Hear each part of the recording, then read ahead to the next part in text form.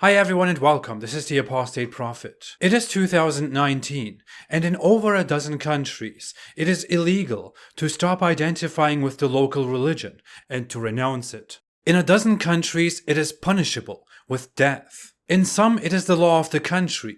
In others, it is a specific state or region. And in every case, it is Islamic law. In short, these Islamic countries have thought crimes where you can pay fines, be tortured, lose your freedom or your life for making a life decision. It is 2019.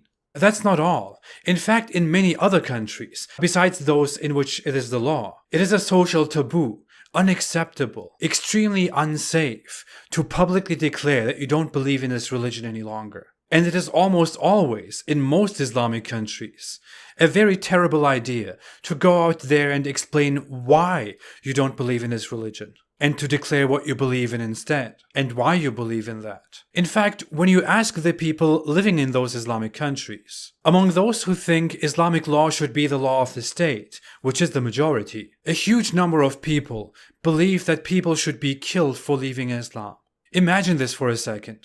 You live in Egypt, were born into a Muslim family, you don't believe in it anymore, and 80% of people around you believe that you should be killed for not believing in Islam.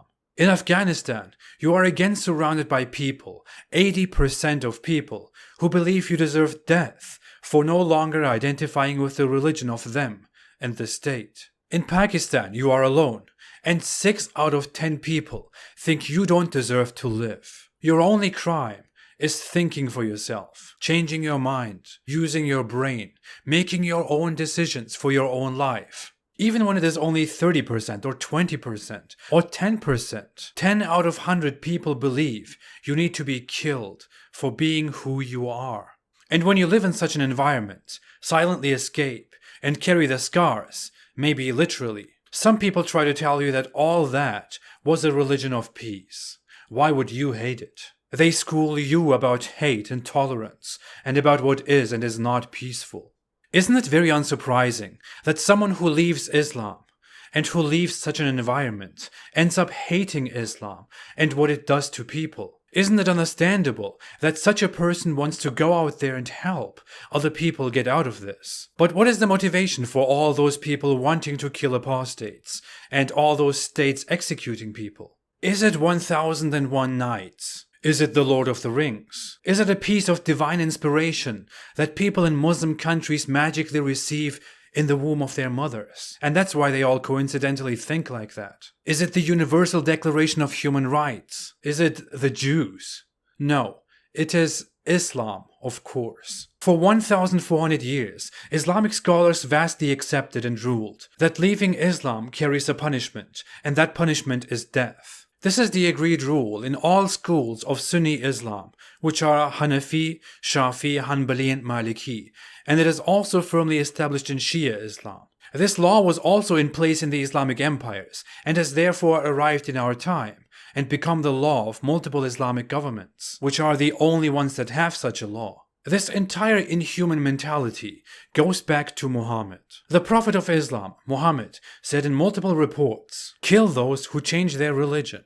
And the blood of a Muslim who confesses that none has the right to be worshipped but Allah and that I am his apostle cannot be shed except in 3 cases. In retaliation for murder, a married person who commits illegal sexual intercourse, and the one who reverts from Islam and leaves the Muslims. We find these 2 reports in numerous sources, which is Islamic proof that Muhammad said it. Muhammad's words and reports about him are secondary or equal to the Quran, which is why this ruling has been an Islamic ruling forever, until modernity and human rights started being an obstacle to it. Some sources of our time try to tell us that the death penalty for apostasy was just something to be applied under Islamic empires that actively fight their enemies. But that is just a strategy to talk themselves out of it, because the proponents of such arguments also believe that everyone should convert to Islam, and that if there is a Muslim majority, we should establish Islamic rule. And if Islamic rule is established, then we should spread Islam,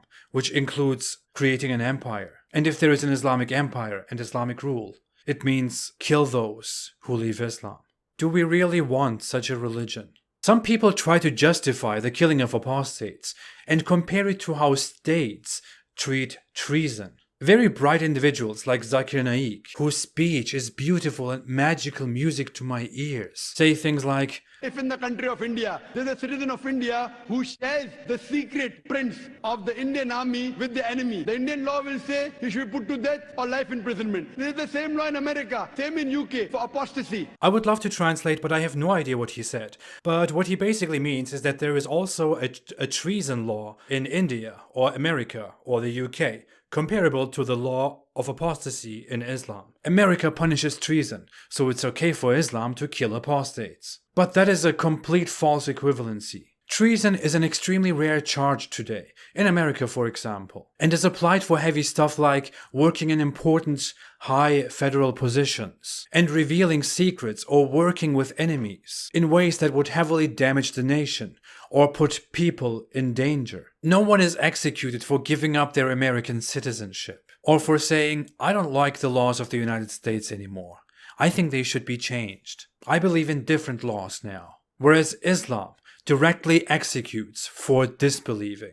Also, even if states did that or do that, how exactly does that absolve Islam? You excuse the atrocities of your good divine religion by comparing it to human states? One more such poor argument that comes from Islamic apologists is the deflection, not really an argument, that Christianity and Judaism have such a law for apostasy too, and that Islam is not alone in this. First off, this just sounds like, well, other people kill minorities too, so why do you care about our minorities? This is also called whataboutism, where you bring up the faults of a different party in order to deflect from your own and free yourself from having to make a defense. Even if Christianity and Judaism had the same law, it wouldn't absolve Islam from guilt. But moreover, Christians and Jews don't kill apostates today, so we will keep talking about Islam. But most importantly, do Christianity and Judaism really have such a rule? Judaism has a biblical order from Torah times to kill those who entice others to worship idols. The punishment here is not for the one who commits apostasy, but for the one who incites apostasy among people. I know that's not much better, but Judaism abolished this law over 1,000 years ago. The Talmud condemns death penalties, although it prescribes them here and there, and biblical laws would only possibly be applied under a proper Jewish state, in a hypothetical case where the Jewish Messiah finally arrives, which I'm personally not worried about. Christianity doesn't have any death penalty at all. It has right or wrong, moral or immoral. The New Testament neither rejects nor advocates the death penalty, but it doesn't prescribe any death penalty for any crime at all. First Christians opposed the death penalty altogether, while later Christians, especially the Roman Empire and other kingdoms and realms, had the death penalty for things they considered right or wrong. Christians don't believe that their religion actively orders the killing of apostates. There is no scriptural basis for that, and no Christian today believes that. In the end, the vast majority among both religious groups agrees that there shouldn't be such a rule. The only religion and religious group we have is Islam and Muslims. If Turkey, the country I left, was ruled by Islamic law, I would be captured upon my return, be held, judged, and executed, without any chance to appeal. Because I left Islam, which is punishable by death. I spoke it out, which is punishable by death. And I spoke against Islam, which is punishable by death. Let's not talk about me. Let's take any random person. Let's say a man in his early 20s, who was before a devout believer, who simply stopped believing in Islam and made it public, as anyone would inherently have the urge to do. If this man returned to or landed in a place that is truly ruled by Islamic law, he would walk among all those people who want him dead. Soon he would be brought in front of a court. He would be asked to repent and return to believing in Islam. He would be asked to believe again, to forcibly believe. And if he rejected that, he would soon be killed, so no one in the public commits the same crime.